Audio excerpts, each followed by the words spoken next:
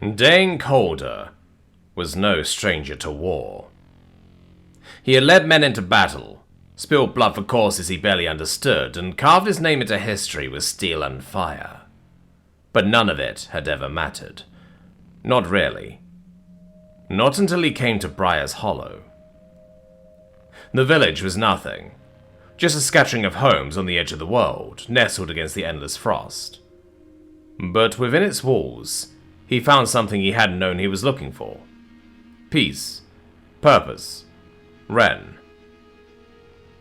The boy had been barely 5 when Dane first arrived, an orphan left behind by the wars of greater men. Dane had taken him in not because he was kind, but because he couldn't stand the thought of another child growing up with nothing but cold steel and regret. For 7 years he lived a life he never thought possible. A quiet life. A good one. But peace never lasts. Varric the Hollow was coming. The warlock had burned cities, raised the dead, and swallowed entire legions into the abyss. Now he had turned his gaze to Briar's Hollow. Not for its land, not for its people, but for the sheer, simple fact that he could. Dane had seen men like him before, and he knew what happened next. He could have run. Should have, maybe. He wasn't the man he used to be. He had something to lose now, but that was the problem, wasn't it? He had something to lose, and he'd be damned before he let it happen. The ruins beneath Briar's Hollow were older than the village itself, a relic of something lost to time. The villagers feared it, whispered that the stones held the echoes of forgotten gods. Dane had never cared much for gods, but he cared about Wren. So he knelt before the altar, pressing his palm to the cold, blackened stone. Dust coated the carved name beneath his fingers, but he knew what it said. He had heard the stories. Nivros. The patron of lost causes. "I know what you are," Dane muttered, voice rough as gravel. "I know what you ask in return." The air shifted, thickening like smoke in his lungs. A voice, not heard but felt, curled around him like embers in the wind.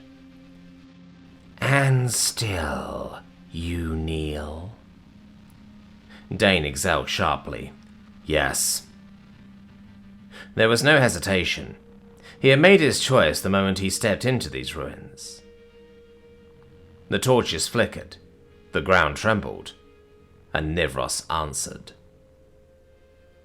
Pain ignited in his bones, cold fire surging through his veins and hollowing him out and reforging him in his place. His body cracked, reknitting itself with something stronger than flesh, something less than human. He could feel himself breaking. And then a whisper. "You will fight. You will endure, but when your purpose is done, so are you." Darkness swallowed him whole. And when he opened his eyes again, he was something else.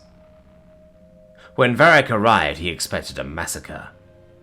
Instead, he found Dane.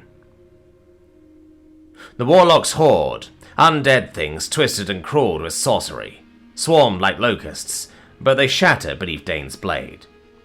He was everywhere, a wraith in black armor, his strikes wreathed in spectral fire, cutting through the horde like they were made of smoke. Nivros had stripped him down to something raw, something elemental. He did not grow tired. He did not bleed. He fought without hesitation because hesitation was for the living. And Dane Calder was not alive. But then Varric stepped forward. The warlock was no ordinary sorcerer. His power twisted the sky, turned the earth black beneath his feet. He was a wound upon the world. Dane didn't stop. He couldn't stop. Their battle tore through the village, shaking the ground, splitting the sky. Every blow cost Dane another piece of himself. He could feel his memories slipping. Wren's laughter, the warmth of a hearth, the sound of the wind through the trees. But he didn't stop. because Nivros had given him one purpose, and he fulfilled it. With a final devastating strike, he drove his blade through Varric's heart. The warlock screamed, his body twisting, writhing, breaking, as the souls he had devoured tore him apart from within. The horde collapsed. The sky cleared. Briar's Hollow was safe.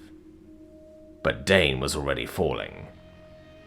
He could hear them calling his name. Ren was running toward him, his voice breaking, pleading. But Dane couldn't move. His hands were crumbling into dust. Nivros had warned him. He had never been meant to survive this. With the warlock dead, the curse takes its final toll. He turns to the villagers one last time, eyes hollow, voice barely a whisper. Did I keep them safe? Ren runs to him, tears in his eyes. Yes. His body collapsed into the wind, scattered like ash across the battlefield, oath fulfilled. And as the last of him faded, her voice curled through the cold air, soft as dying embers. You were worthy. Then, silence.